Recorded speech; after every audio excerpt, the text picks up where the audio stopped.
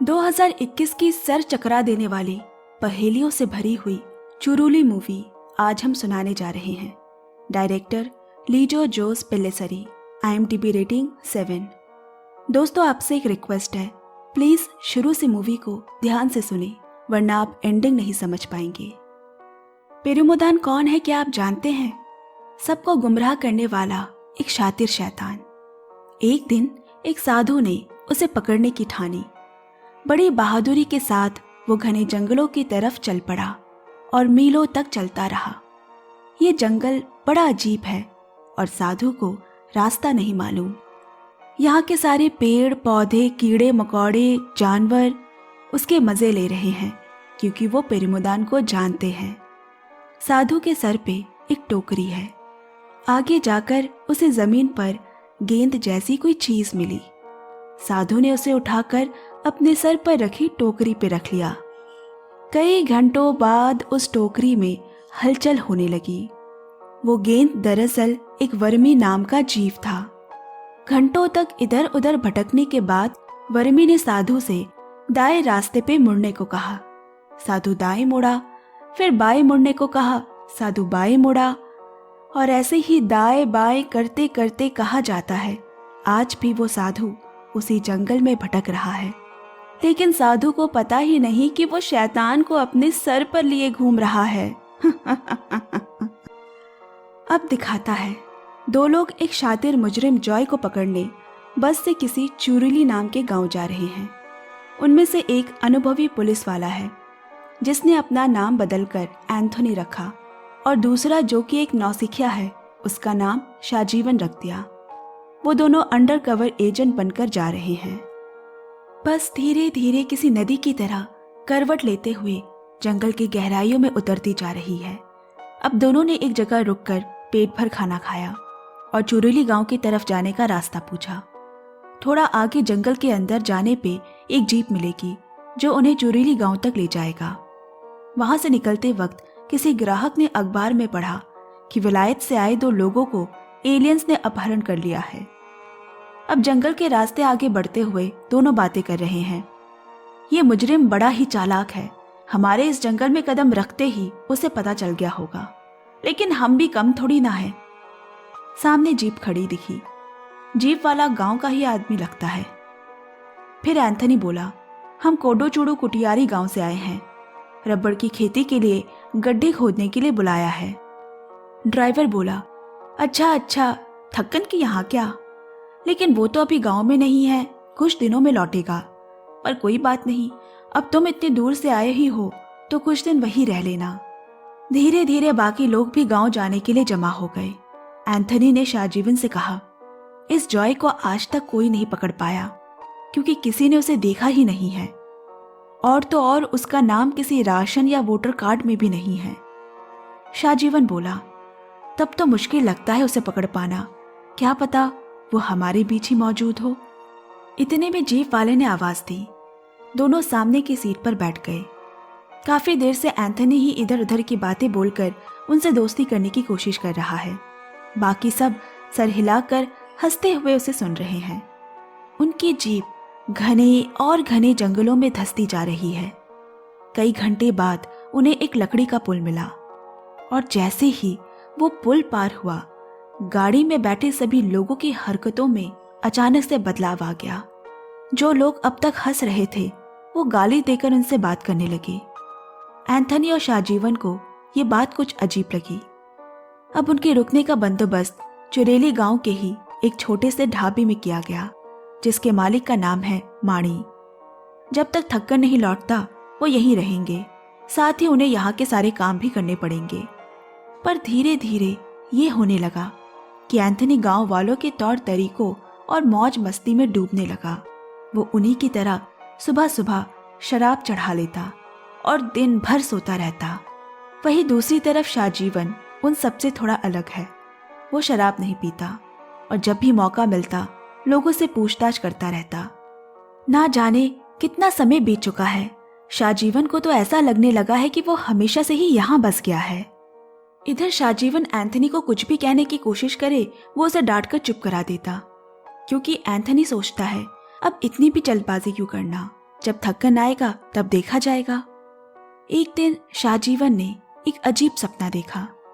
चमकती आंखों वाले दो लोग जो उसे घूरते हुए जा रहे हैं। तभी जंगल तेज रोशनी से भर गया। घबराकर उसकी नींद टूट गई। भागकर वो बाहर आया। एक रोशनी जैसा कोई तारा टूटकर तेजी से जंगल के बीच से गुजरा हो। मालूम नहीं वो एक सपना था या सपने के अंदर सपना। जब सुबह शाहजीवन ने ये बात ढाबे के मालिक मानी भाई से कही तो उसने किसी अग्निदेव की कहानी उसे बताई जो इस जंगल में रात के समय घूमती रहती है। इसके अलावा उसे और भी बातें मालूम चली, जैसे यहाँ सभी लोगों के एक से ज्यादा नाम हैं और हर किसी ने चाहे छोटे से छोटा हो या बड़े से बड़ा कोई न कोई जुर्म किया है। यहाँ का कोई भी कुछ भी सीधा सीधी नहीं बताता। ऐसा लगता है पूरा गांव ही मुजरिमों से भरा पड़ा है। तो फिर एक दिन शाहजीवन खुद ही थक्कन का घर ढूंढने निकल पड़ा। आखिर पता तो चले ये थक्कन रहता कहाँ है। रास्ते में उसे एक घर के बाहर बुढ़िया दिखी।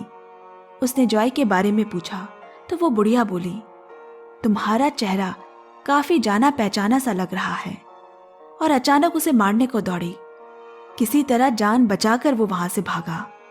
पता नहीं गांव वाले क्यों शाहजीवन से कहते हैं कि उसे पहले भी देखा है। अब वो एंथनी को भी सारी बात बता रहा है। यहाँ के लोगों के कई नाम हैं, कितनों ने कोई ना कोई जुर्म भी किया है। जिस पर एंथनी बोला, जिसे पकड़ने आए हैं उस पे ध्यान दो, बाकी सबसे हमारा कोई लेना देना नहीं। अब 2 दिन बाद मनी भाई के इसी ढाबे पे ईसा मसीह का धार्मिक समागम होने वाला है उनकी बेटी के नाम पर।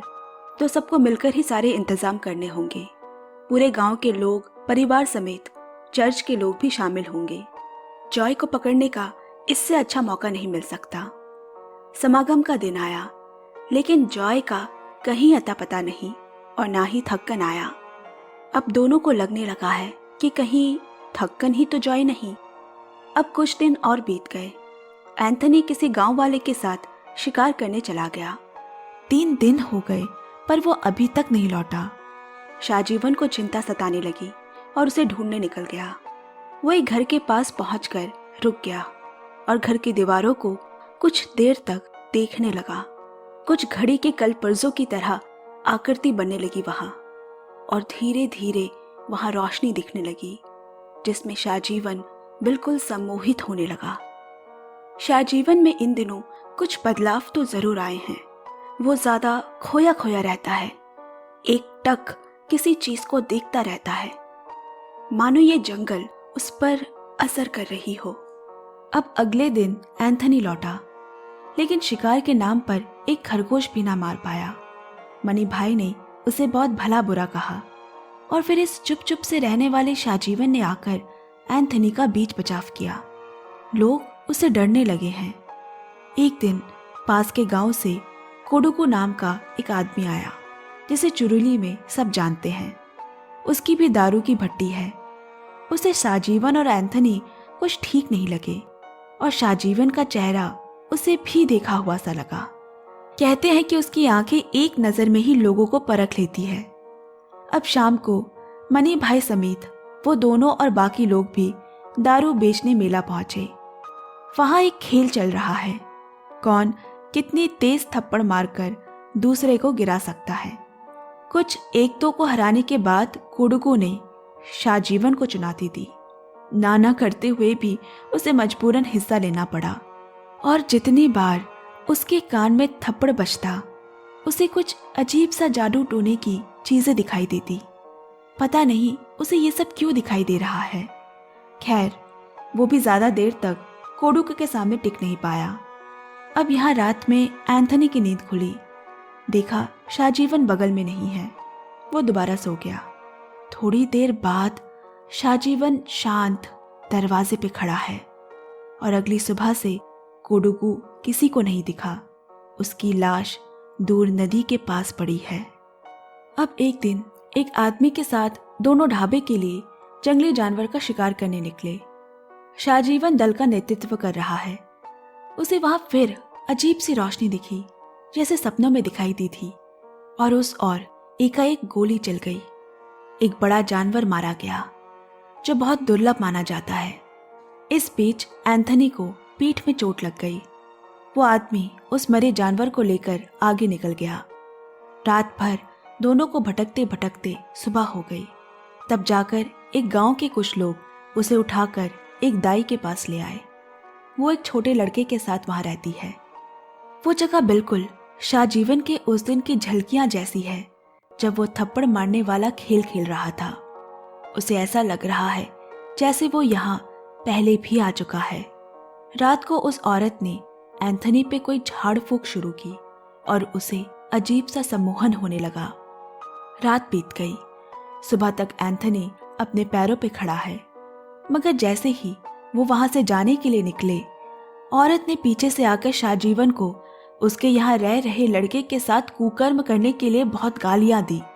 एंथनी ने जैसे तैसे पैसे देकर उसका मुंह बंद किया, पर शाहजीवन को कल रात की घटी ऐसी कुछ भी घटना का याद ही नहीं। जब तक दोनों चुरीली गांव वापस आए, एक और बड़ा कांड उनका इंतजार कर रहा है।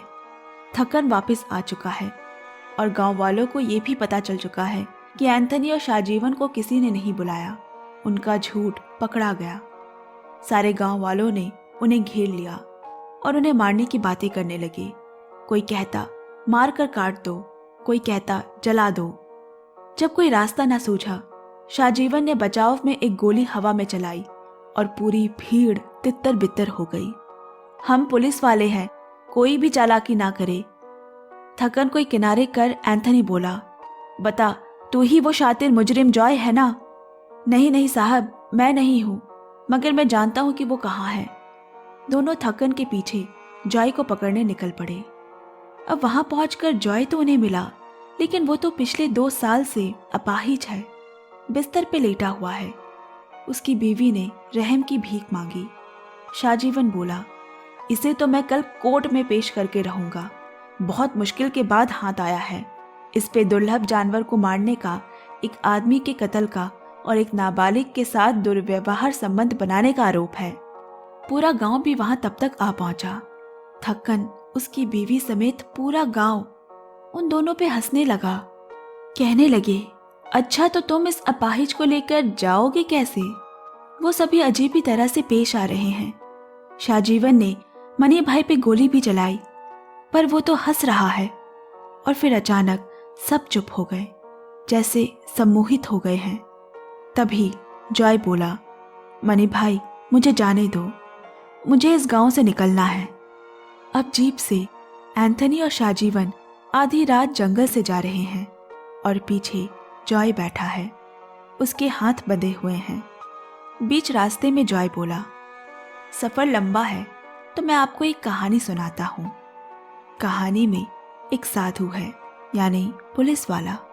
वो किसी मुजरिम को पकड़ने जंगल आया है और अपने साथ किसी और को भी लाया है। धीरे धीरे बहुत दिन गुजर गए, मगर उसे ये नहीं पता कि यहाँ सभी लोग अनजान बन रहे हैं। उन्हें सब पता है, क्योंकि उनसे पहले भी एक पुलिस वाला आया था और उससे पहले भी और उससे भी पहले एक पुलिस वाला आया था। उन्हें ये भी नहीं पता कि यहाँ सभी के किरदार बदल जाते हैं। तभी एंथनी ने शाहजीवन से कहा, लगता है हम रास्ता भटक गए हैं। अभी तक वो लकड़ी का पुल भी नहीं मिला और घूम फिर कर एक ही जगह पहुंच रहे हैं। पीछे बैठा जॉय बोला, मुझे रास्ता मालूम है, हम इस रास्ते से जा सकते हैं। एंथनी ने उस तरफ गाड़ी मोड़ी, फिर उसने दूसरा रास्ता दिखाया।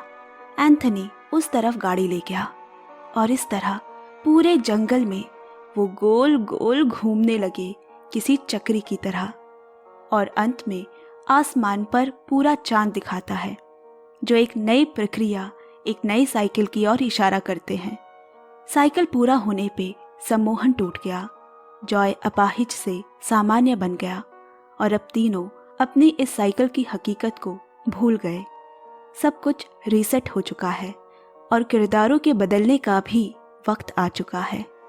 जैसे चांद की चांदनी से अमावस्या तक का सफर होता है, इस मूवी में उनका पूरा समय भी इसी चांद की तरह है, जिसका अंत ही शुरुआत है और शुरुआत ही अंत। चलिए अब पूरी कहानी में हुआ क्या, इसे समझते हैं। जैसा कि मैंने ऊपर कहा है, इस कहानी के किरदार जगह बदलते रहते हैं और ये कई बार हो चुका है। ये पूरा गांव एक तरह के सम्मोहन से घिरा हुआ है। सबसे पहला संकेत, लकड़ी का पुल पार करते ही सबके हाव भाव का बदल जाना, जो ये दिखा रहा है कि अब वो गांव के सम्मोहन चक्र के अंदर दाखिल हो चुके हैं। दूसरा संकेत, यहाँ सबके नाम नकली है, यहाँ तक कि यहाँ आने से पहले एंथनी और शाहजीवन ने भी नकली नाम रखे और अंत तक उनके असली नाम का भी नहीं पता चला।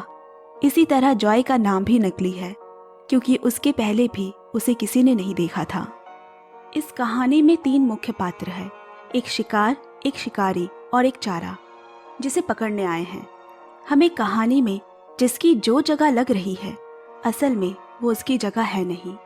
जैसे कि हमें लग रहा है एंथनी और शाहजीवन शिकारी हैं जो जॉय का शिकार करने चुरुली गांव आए हैं, मगर हकीकत में जॉय तो सिर्फ एक चारा मात्र है। असली शिकारी शाहजीवन है, जो एंथनी का शिकार करने उसे यहाँ लाया है। जी हाँ, आपने सही सुना, यहाँ शिकार एंथनी का हो रहा है और ये सब कुछ एक सम्मोहन के अंतर्गत अपने आप हो रहा है, जो उसी मायावी दाई ने किया है जिसने एंथनी का इलाज किया था।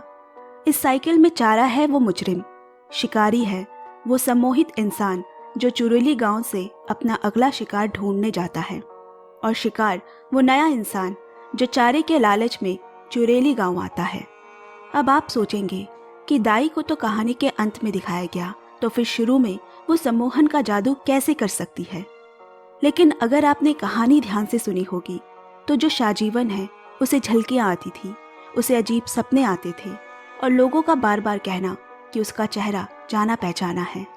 उस मायावी दाई की कुटिया आकर उसे लगा कि वो पहले भी ये चीज़ें देख चुका है, जो ये बताता है कि वो यहाँ पहले भी आ चुका है और कब से इस नई साइकिल की शुरुआत हो चुकी थी। ये एक चक्र है, एक भंवर जिसमें कोई शुरुआत कोई अंत नहीं है। अब मैं आपको पिछले साइकिल में ले चलूं तो कुछ ऐसा हुआ होगा। ध्यान से सुनना। जॉय जो इस साइकिल में एक मुजरिम है, लेकिन पिछले साइकिल में वो एक शिकारी होगा, यानी वो सम्मोहित इंसान जिसने अपना अगला शिकार ढूंढा होगा, और वो होगा शाहजीवन। फिर शाहजीवन और जॉय चारा यानी मुजरिम को ढूंढने चुरुली गांव में आए होंगे, जहां शाहजीवन जख्मी हुआ होगा और फिर उसी मायावी दाई के पास पहुंचा होगा जिसने उस पर जादू टोना किया, जिस वजह से इस साइकिल में उसे उसकी झलकियाँ आती है।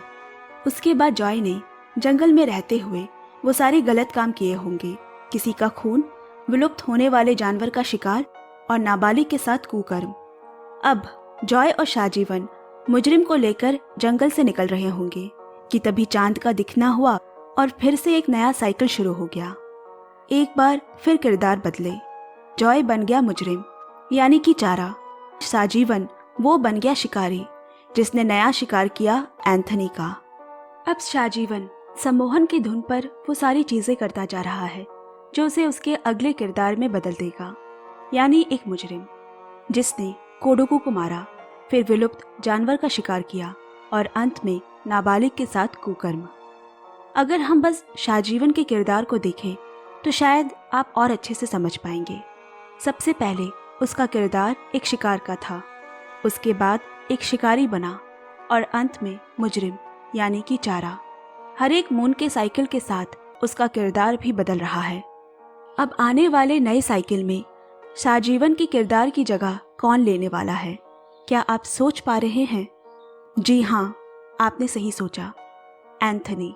वो पहली दफा चुरुली गांव आया शिकार बनकर, अब वो शिकारी बनेगा जो एक नई शिकार को चुरुली गांव में लाएगा। शुरू में सुनाए उस कहानी के मुताबिक एंथनी ही वो साधु है, सर पे रखे टोकरी में वर्मी है शाहजीवन, और जिस अनजान मुजरिम या शैतान को पकड़ने आए थे वो जॉय है। ये जो किरदार है, शिकार, शिकारी, चारा, ये अपना किरदार बदलते रहते हैं बार बार बार बार। यही चुरुली गांव की मायावी दुनिया है, जो एक बार आ गया वो यहीं फंस कर रह गया। दोस्तों, बहुत ही समय देकर, चीज़ों को समझकर, रिसर्च कर आज इस मूवी को हमने एक्सप्लेन किया। आशा है हम आपको इस मूवी को ठीक से समझा पाए। पसंद आए तो प्लीज़ लाइक, शेयर, कमेंट, प्यार पक्के से देते रहे। Bye bye, take care and love you.